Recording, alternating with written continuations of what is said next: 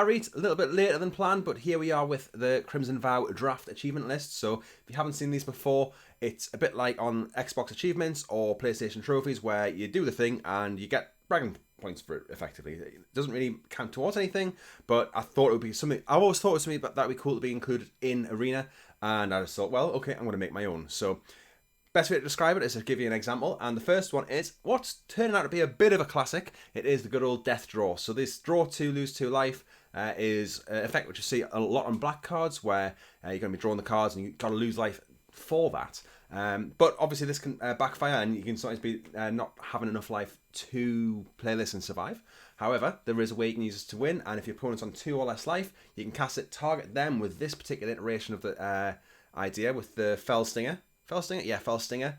And then they lose by your draw spell. So you make them draw 2 cards. And if you really want to get the spicy sauce, you can make them die from drawing the last 2 cards in the library. So then they they die from not being able to draw a card from their deck. And that was a particularly good way to do it. But I think I'll just let you off with the lose 2 life section of this. So first one that we see, I think every list I've done so far has had this death draw. The next one's a bit of a 2-card combo, so it's not even really that much of a combo, but it would be nice to get this one where the cards are obviously designed to go together. You've got Bride's Gown and Groom's Finery, which if you just have them out, equip the creatures, then your creatures get the buff. So all it is to get both these things equipped to 2 different creatures, so you get the extra buff that they get from each other. It's a quite easy inclusion in this list because it's one of the things I think you'll be happy when you get it off. But I think neither of these cards are super playable, and you've got to get both of them in the draft for it to really work, and then getting both on the battlefield at the same time, so it can be quite difficult. But they are both uncommon, so it seems quite doable. So call this one Dress to Impress because it's all about the clothes and the fine outfits for the wedding. Got another one, and did try to think of a bit of a better name for Butterpult, but here we go. So we've got the Catapult Captain, the flip side of this card here, and you've got the Unhallowed Phalanx or whatever you want to call it, the 113, so it's this toughness matter, this big butts matters archetype in black and green, and you've got 2 cards here which again work really well together, and I think it's possibly the best thing you can do with in this archetype. It's probably a little bit better than gaining 13 life from playing the 6/6 for 6 green creature. But yeah, so sacrifice an Unhallowed Phalanx to the Catapult Captain and dome your opponent for 13. It seems pretty good to me, and you can do that quite a number of times if you have a few of these Unhallowed Phalanxes out. So that seems like it's a worthwhile interaction to have, and one that you're going to be quite happy when you do manage to pull it off. Next, and I'm quite surprised at this point, the next one we've got is the first one which involves a rare card. And I managed to do this at pre-release actually. Biolume Egg with Geralf Visionary Stitcher. If you sacrifice Biolume Egg to Geralf, you get the 4/4 token, as well as a flip side of the Serpent, and you're in a pretty good situation if you're at that point there. So, you can do is turn 4, so play Geralf on turn 3, and then play the Biolume Egg and sacrifice it straight away in that turn, or in your opponent's turn. And you get the 4/4 flyer because the zombie token has fly, and then you also get this the 4/4 Serpent from the Biolume Egg. That's after you get your scry, and that is a pretty powerful position to be in turn 3, having Geralf and then 2 4/4s as well.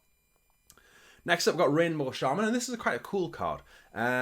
So this makes insects which get a +1/+1 counter, or they get so they come in with a +1/+1 counter for each basic land type you've got. So you do have a reason to play all 5 land types in this. So I think it does help itself get there. So it's playable, and sometimes you might just put that extra basic in your deck if you know you've got this in your deck. But I think just being able to get the 5 basic land types and making an insect with this is definitely worth an achievement.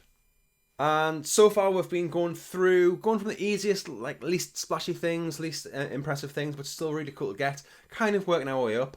And I think the top one here has to be with Faithbound Judge. You get it, you flip it, and you make your opponent lose the game with Faithbound Judge. You have been judged. And I think, that is... These win the game cards are really cool. You really want to get them off. It's not always easy. This one's not easy, but it's definitely doable. I don't think it is particularly difficult. It's not like the blue card that you had in Battle for Zendikar where you had to get 4 in 4 different places, which is just pretty difficult for a start, you needed 4 rares for that one.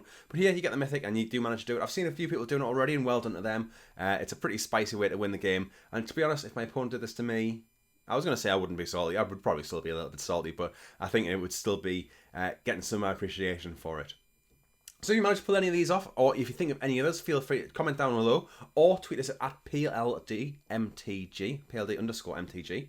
And if you liked it, if you enjoyed the video, the subscriptions are always appreciated. I think a revised target for myself is over 200 subscriptions by the end of the calendar year, so that'd be a pretty nice way to finish off the year, to get to 200 subs, which is still a really small number. And I appreciate everybody else for getting this far. If you have managed to get this far, then here is your reward. You've got a code here. I think this was for Midnight Hunt, 6 boosters in Midnight Hunt, so enjoy that if you do get there. Thanks again for watching, and I hope to see you again soon.